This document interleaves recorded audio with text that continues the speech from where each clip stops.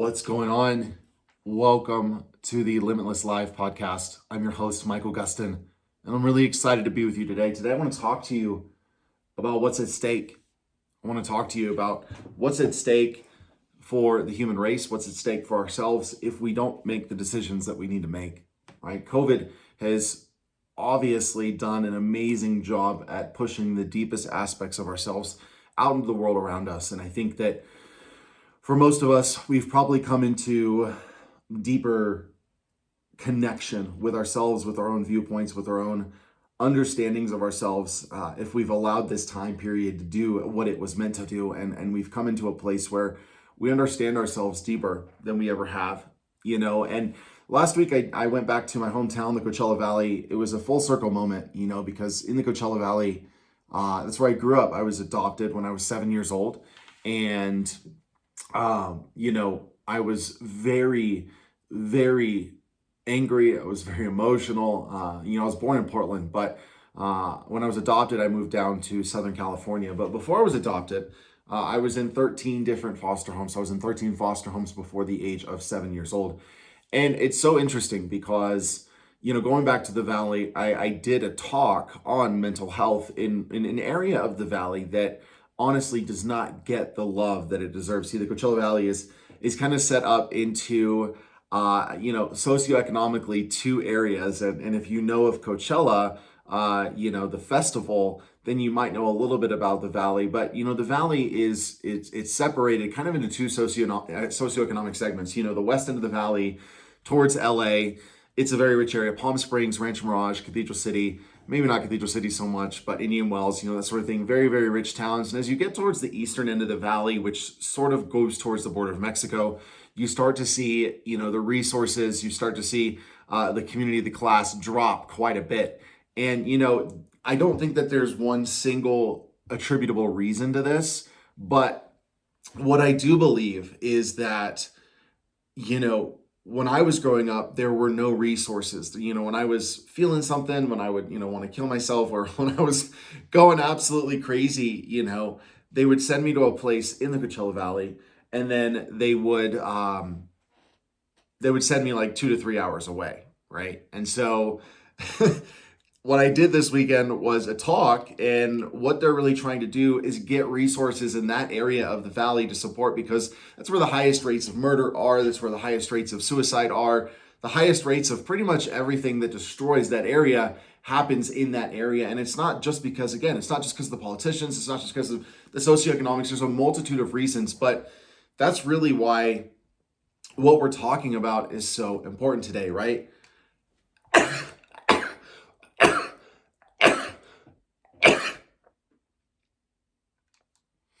What's at stake for us if we do heal, right? What do we stand to gain by choosing to do the inner work? What do we stand to gain by doing what we need to do to become better versions of ourselves, to eradicate cycles that we've been experiencing as a species for the last however many freaking years, right? These cycles that we see in cities, whether they're inner cities like LA, whether they're, smaller outskirts, whatever they are, most likely these cycles, they didn't just pop up, right? They show up through generational experiences. And something that I talked about last weekend was the fact that, trauma is not necessarily, in one person. It's intergenerational. You know what I mean? It is this one parent got hurt, or that the parent was a kid and the kid got hurt, that kid turned into a parent, that parent didn't heal, that parent passes on those behaviors to the kid, those worldviews, those ideas of right and wrong, those ideas of how to interact, how to engage, how to have interpersonal relationships in the world around you, right? Trauma is very much, most of the time, multi-generational. And that's one of the things that really has to happen when we begin to go down this path, is we have to understand that what's at stake here it's not just for us. It's for everybody in our immediate vicinity, right? Everybody that has come into contact with me through my family has had a changed experience because I have changed, right? Because I have changed, I affect change in the experiences around me. And so, ultimately getting down to the core of this, I want to really continue to push this. What's at stake? What's at stake if we don't heal, right? Our cities, our qualities of life, because the problems, the physical problems that unhealed people create the detriment of problems that come from it, whether it's murder, rape, all of these crazy things, they don't just stay in one area, right? They don't just stay in one area and stick there. They move out. So we can't get away from the fact that all of us are affected by all of us, right? We can't get away from the fact that what I do will no doubt, in fact, and who I am, the self-concepts, the stories that I carry, will no doubt, in fact, have an effect on everybody around me. And going back to the Valley last weekend, it was such a full circle moment for me, because the last time I was even in that area specifically, right, I was going through some crazy things, dealing with some crazy experiences. And I don't think that there's a better time for us to begin getting down with what needs to be done to support our species. See, to me, that's bold. Taking steps to end cycles of generational trauma, taking steps to end cycles of perpetual poverty, perpetual lack. And that's what I loved about the event last weekend. There were tons of resources from all over the Coachella Valley, from rehabilitation centers to Safe House. And Safe House was a great place. Safe House, when I ran away for the first time, right, Safe House, they took me in, a place for runaway teens, that sort of thing, teens that were in danger. And man, I think that understanding this as well, what's at stake is not our pride, it's not our dignity. What's really at stake is our future, right? Our future as a species is at stake if we do not do the work. I mean, look, if you look over the last 10,000 years, just 10,000, right? We have seen how governments full of people that crave power, no matter the form of government, whether it's a monarchy, an oligarchy, a constitutional republic, whatever it is, easier gains power when people are broken, when they're traumatized, when they don't have a vision, right? All of these problems that perpetuate themselves in humanity, we keep them going by remaining unaware of who we are. The only reason people in power take advantage of us is because they simply know more than we do, right? The only reason somebody takes advantage of us is because they know more than we do. And this is why knowing yourself is the key to everything. Because how easy is it for you to be taken advantage of if you know exactly what all of your quirks are, right? If you know exactly what all of your tics are, what all of your moments are, if you really understand yourself and you have a grip on yourself, how can somebody else take advantage of you? It's really hard. And then imagine what happens when we all begin to get to this place as a species. I get to this place where I can manage myself, where I understand myself. You can get to this place where you understand yourself. You're manageable. Nobody can manipulate you. Nobody can take advantage of you. Your mom, your dad, my mom, my dad, my brother, my sister, my friend, my cousin, your brother, your friend, your sister, your cousin. And all of a sudden, we're creating a domino effect where I have become so manageable of myself that nobody can manipulate me. I'm not going to fall prey to systems that manipulate me, thereby perpetuating the very thing I'm trying to get rid of. Self-knowledge is the key, self-growth, self-understanding, right? If I understand myself to the degree in which I understand myself, I can understand everything else. To the degree in which I understand myself, I can understand everything else, because I am the totality of the universe experiencing itself. Everything else is the same being experiencing itself subjectively. So as I can understand what makes this work, what makes this move, what makes this go, what makes this believe this, what makes this believe that, how this assigns meaning to this, how this assigns meaning to that, as I can do that, all of a sudden I have the opportunity to look at somebody and say, wow, you know what, this person's employing significant manipulation tactics. I don't know if I should vote them into office, right? See, most of the time, the reasons that we collectively suffer is because we just don't know. And the people that do know take advantage of what isn't known. So our job, right? What's at stake here? What's at stake? If we don't heal, our entire species is at stake. If we don't come to understand ourselves, our entire species is at stake, right? We run the risk of being controlled, not because there's some illuministic cabal that needs to have a grip on humanity, however true that may be, but simply because we don't know who we are. And until we know who we are, like we talk about 5D, we talk about, this utopian free society, but how do you create that in a world where people don't know themselves? You can't, right? So we have an obligation. We have an obligation to know ourselves, to understand how the stories and beliefs that I carry become the thoughts and emotions that I have, that ultimately become the actions that I take, that influence the reactions that I initiate in relation to outcomes that I'm experiencing, which turn into experiences that I have, right? That's my obligation on a microcosmic level. That's my job, because as I understand that, dude, I have the ability to create my life. I understand that a certain self-concept, a certain set of beliefs leads to certain thoughts, leads to certain actions, feelings, emotions, and outcomes, right? I cannot wear an identity and not become it, right? And so when I'm looking at what needs to happen for me to transform my life and in turn help the whole species, I need to become something.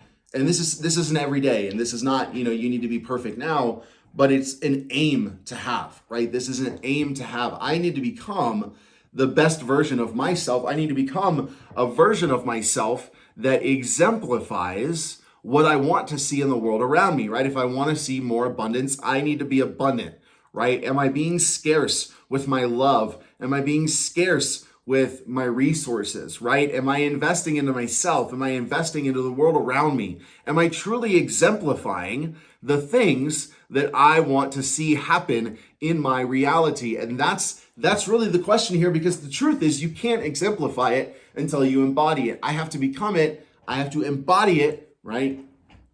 And I become it, I exemplify it. But until that happens, the other does not, right? And so this is really the question I have for you, is what's at stake for you, right?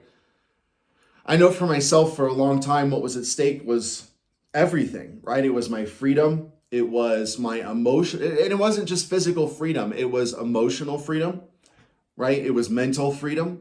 It was spiritual freedom. What's at stake if I don't take responsibility for my life? Because, I love this line of thinking, because it doesn't, it's not about ultimatums. It's not about saying, oh, well, you better do this. It's about understanding what's at stake for my life, right? What's at stake based on the path that I'm traveling right now? Has the highest potential to happen based on the things that I'm doing, based on the things that I'm believing and the things that I'm doing?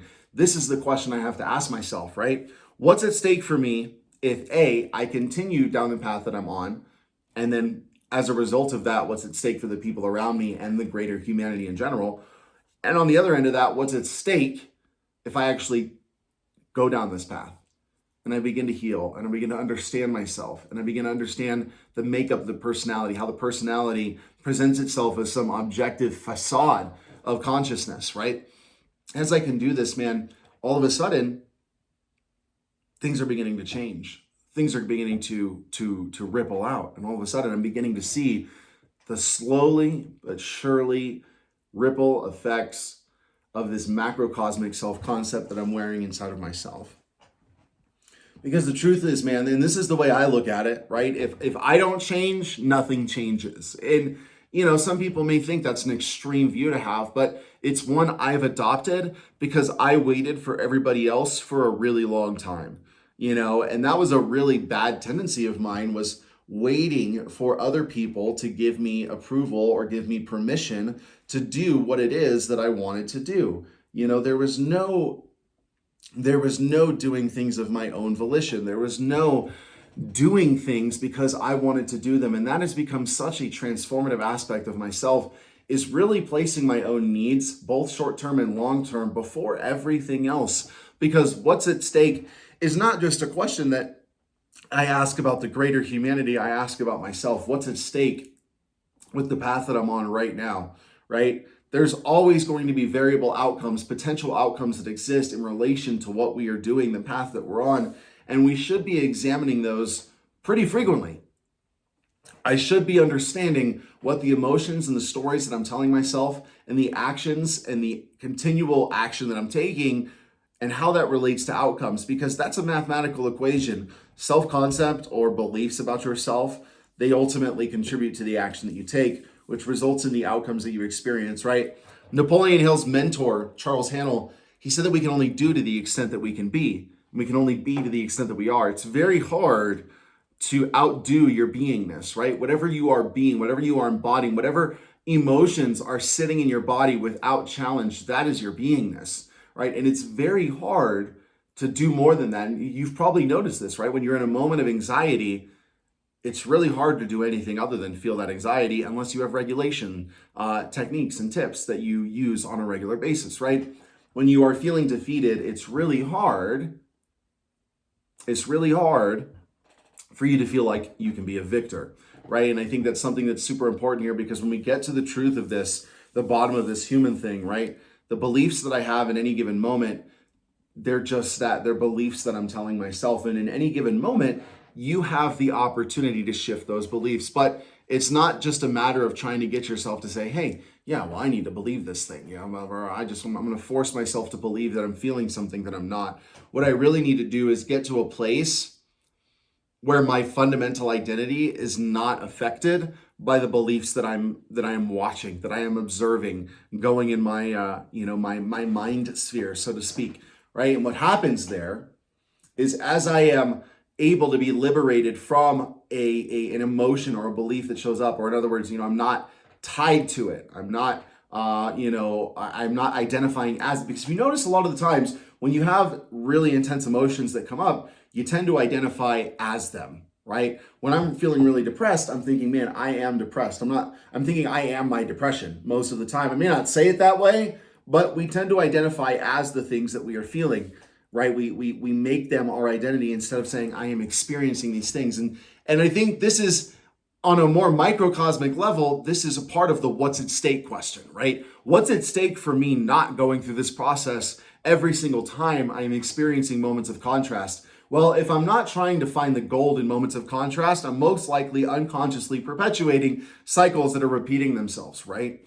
If I'm not trying to understand who I am apart from what I'm experiencing, well, I'm probably running into the same cycles over and over and over and over again, right? What's at stake for me not knowing myself, not understanding myself, not understanding who I am in relation to the world that I'm experiencing, not understanding that everywhere I am, there I go. And I cannot help but experience that every single day. And so this is the question I have for you. What's at stake with where you're at? What's at stake with what you're doing? What's at stake with for the way you're carrying yourself, for the stories that you're telling yourself? This is a major question. And if you can ask this every day, you can literally take a wheel grip and turn it on your destiny, right? What's at stake for you? What's at stake for you with the way you're treating yourself, with the way you're telling your stories to yourself, with the way you're going about your habits, your responsibilities, with the way you're going about the acquisitions of skills and the understanding of systems?